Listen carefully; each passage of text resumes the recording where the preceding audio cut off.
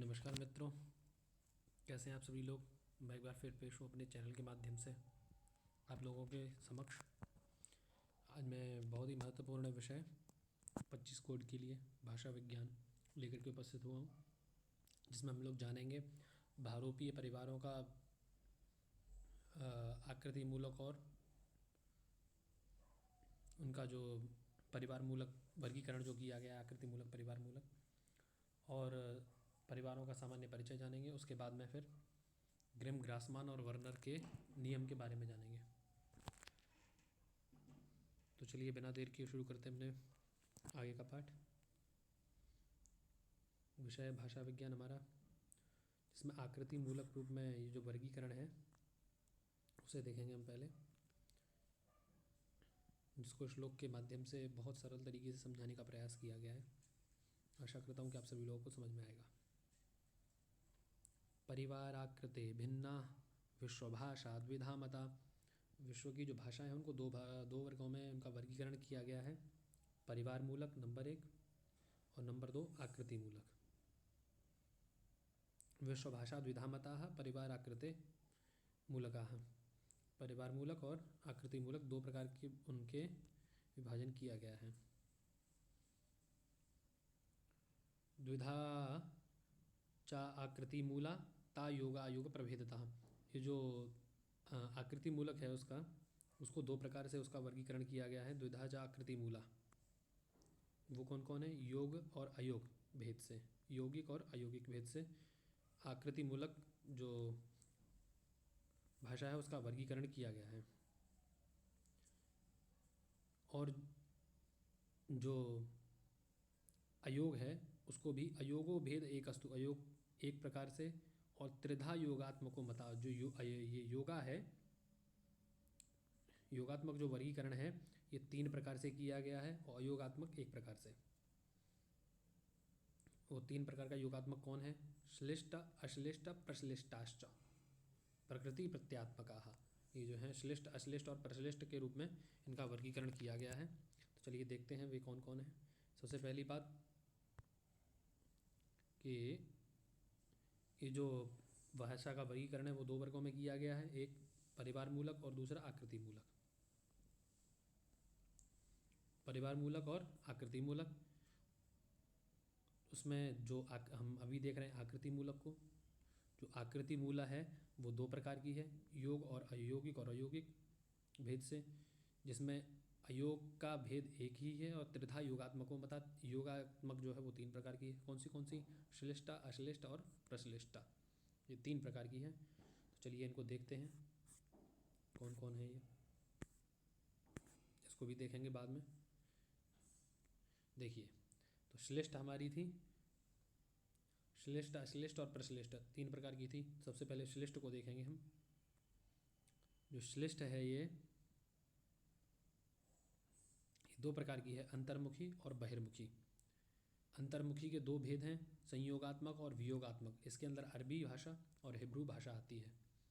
बहिर्मुखी के अंतर्गत बहिर्मुखी भी 2 प्रकार की है, संयोगात्मक और वियोगात्मक। इसके अंदर संस्कृत और हिंदी भाषा आती है। बहिर्मुखी अवेस्ता, ग्रीक, लैटिन भी आ जाती हैं इसके अंदर।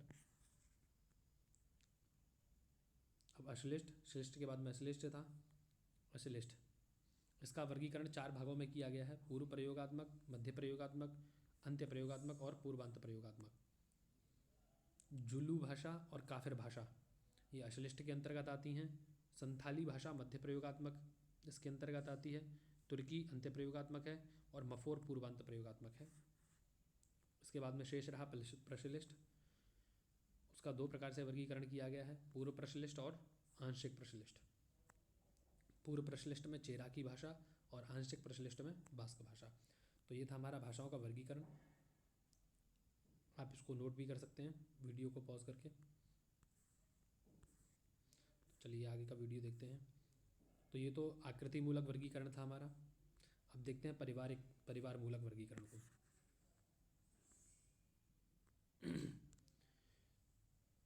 पारिवारिक भेदस्तु 18 भितामता। विश्व की जो भाषा हैं उनको पारिवारिक भेद से 18 भागों में बांटा है। कितने भागों में? 18 भागों में। वो कौन से हैं देखिए, यूरेशियायाम द्रविडो भारोपीयश्च काकशः बुर्शस्की च यूराल अल्ताई बास्का चीनकः अत्युत्तरी च जापानी सामी हामी तथैव च। ये यूरेशिया खंड में आते हैं, जैसा आप देख भी रहे होंगे यहाँ लिखा हुआ है यूरेशिया। यूरेशिया खंड में कौन कौन आते हैं ये, यूरेशियायाम द्रविडो भारोपीयश्च काकशः बुर्शस्की च यूराल अल्ताई बास्का चीनकः। आप इसको नोट कर सकते हैं, याद कर सकते हैं। अत्युत्तरी च जापानी सामी हामी तथैव च।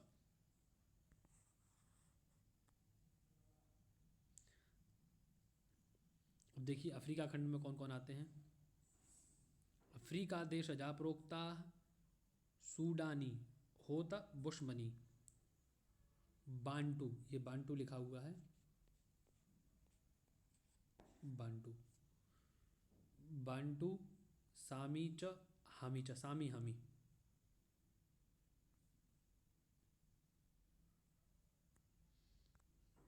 सामी च हामी च चतुर्दयिता विभाजिता। ये 4 प्रकार से बांटा है इसको। ये अफ्रीका खंड है। अब आता है अमेरिका खंड। देखिए अफ्रीका लिखा हुआ है यहाँ पे, शायद आपको दिख रहा होगा, ना दिख रहा हो तो ये ध्यान रखें इसका। अफ्रीका खंड है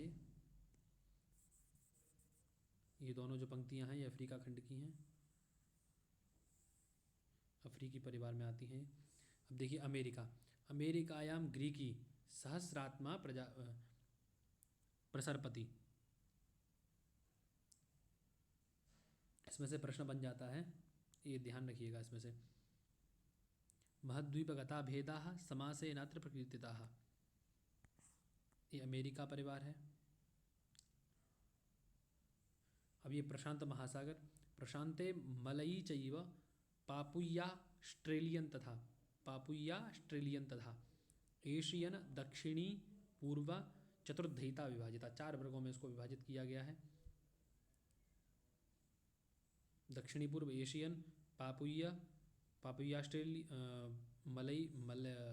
मलयालम, पापुया ऑस्ट्रेलियन, एशियन दक्षिणी, एशियन और दक्षिणी पूर्व, 4 वर्गों में इसको विभाजित किया। तो इस प्रकार से 18 प्रकार से पारिवारिक भेद से 18 प्रकार का होता है, जो आपने देखा अभी। अब लोगों को आसानी से याद कर सकते हैं। अब देखिए इनमें भारोपीय परिवार के बारे में शतम वर्ग और किंटुम वर्ग 2 वर्गों में विभाजित किया गया। इनको शतम वर्ग में कौन कौन आते हैं और किंटुम वर्ग में कौन कौन आते हैं, ये हम श्लोकों के माध्यम से देखेंगे। ईरानी भारती चैव बाल्टी सुस्लाविकी तथा, यहाँ सुस्लाविकी है, सुस्लाविकी तथा अर्मनी अल्बनी चेता शतम वर्गीय प्रकीर्तिता। ये शतम वर्ग में आती हैं। एक ईरानी, भारती, बाल्टी, सुस्लाविकी 4, अर्मेनी 5 और अल्बनी 6, ये 6 भाषाएं शतम वर्ग में आती हैं। अब देखिए केंटुम वर्ग में इटालिकी च ग्रीकी च, इटालिक ग्रीक, जर्मानिक केल्टिकी तथा जर्मन भाषा, केल्टिक भाषा, हित्ती तोखारी चेता, ये 6 केंटुम वर्ग में आती हैं। तो ये भी प्रश्न आ सकता है कि शतम वर्ग में कितनी भाषाएं हैं, किंटुम वर्ग में कितनी, आता ही है प्रश्न, स्वाभाविक है इससे। तो आपने ये देखा भारोपीय परिवार को और ये पारिवारिक वर्गीकरण इसका देखा। अब आगे चलते हैं, ग्रिम का नियम देखते हैं। ग्रिम ग्रासमान वर्नर के नियम देखते हैं भाषा में, जिनमें से प्रश्न आता ही है। इनको भी श्लोक के माध्यम से समझाने का प्रयास किया गया है। सबसे पहले हम ग्रिम के नियम देखेंगे। मूल भाषासु संबद्धाः ग्रिम ग्रासमान वर्नरः। मूल भाषा से संबंध है ये लोग, कौन कौन, ग्रिम, ग्रासमान और वर्नर। वर्णानां परिवृत्तेव प्रसिद्धिं परमांगता। वर्णों की इन्होंने परिवर्तन किया है अपने अनुसार, तो इसीलिए ये लोग प्रसिद्ध हैं। देखिए ग्रिम का जो नियम है वो सबसे पहले लिखा है, कतप खतफ संतु। कतप को खतफ, खथफ, गदब गदबस्तथा। ग्रिम के नियम में कतप को खतफ हो जाता है और गदब को गदब और गदब कतपा संतु और गदब को कतपा हो जाता है। ग्रिमाख्य नियम सदी, ग्रिम के नियम में ये आता है। आप यहाँ देख सकते हैं कतपा को खतफ, गदब को गदब और गदब को कतपा पुनः। तो ये तो ग्रिम का नियम था, ये परिवर्तन ग्रिम के नियम का। आप इस श्लोक को आसानी से याद कर सकते हैं, इसीलिए श्लोक बनाए गए हैं। अब ग्रासमान का देखेंगे। महाप्राणाद्वयुयुक्ता, जहाँ पर 2 महाप्राण वाले अक्षर हों। अब महाप्राण आप लोग सभी जानते होंगे।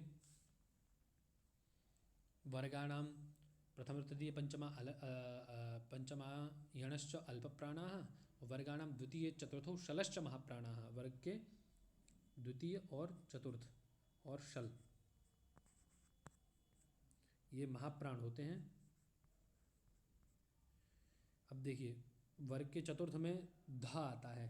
अब यहाँ दो महाप्राण हैं, दधामी ध धामी में दो महाप्राण हैं। इसी प्रकार हु होती में दो महाप्राण हैं। और ये भ भी प फ ब भ चतुर्थ है ना वर्ण का, वर्ग का प फ ब और भ। इसी प्रकार धा भी चतुर्थ है और ह भी चतुर्थ है। ये शल में हा शल में आता है, सॉरी हा शल में आता है। तो ये कह रहे हैं कि वर्ग के द्वितीय चतुर्थ महाप्राण होते हैं। तो महाप्राणा द्वयुक्त, दो महाप्राणों से युक्त जो द्वयक्षर मूल धातु है उसके महा आद्यनाशः महाप्राणः स्यात्। महाप्राण आदि का आदि महाप्राण का नाश हो, आदि महाप्राण का नाशः स्यात्, आदि महाप्राण का नाश हो जाए और वह क्या हो जाए, अल्पप्राण हो जाए। यानी धा को द हो जाए और ह को अल्पप्राण होकर के क्या हो जाए, ज हो जाए और भू को बू हो जाए। इनका कहने का मतलब ये है अल्पप्राण को, महाप्राण को अल्पप्राण हो जाए। इसी प्रकार विभर्ती बनता है, विभर्ती विभर्ती, तो उसको क्या हो जाए, विभर्ती। ऐसा कह रहे हैं ये, आदि महाप्राण का नाश होकर के उसको भी अल्पप्राण हो जाए। तो ये तो ग्रिम का नियम, ग्रासमन का नियम था। अब वर्नर का नियम देखेंगे।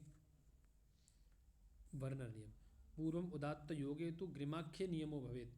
ग्रिम ने जो नियम किया है, यानी देखिए पहले अर्थ पढ़ते हैं जरा इसका। यदि कातापा से पूर्व में उदात्त हो तो, जो कातापा थे पहले वर्ग के प्रथम, उनसे पूर्व में यदि उदात्त होगा तो ग्रिम के नियम में खाताफा होगा।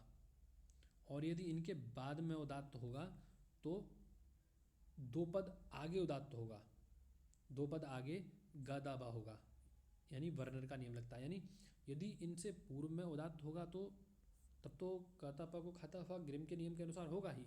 लेकिन यदि इनके बाद में उदात्त होता है, क के बाद में उदात्त होगा, त के बाद में या प के बाद में उदात्त होगा, तो खाताफा ना होकर के उसको क्या हो जाएगा, गादाबा हो जाएगा। ये वर्नर का नियम है। पूर्वम उदात्त योगे तो ग्रिमाख्य नियमो भवेत्। पूर्व में यदि उदात्त होगा तो ग्रिम का ही नियम लगेगा।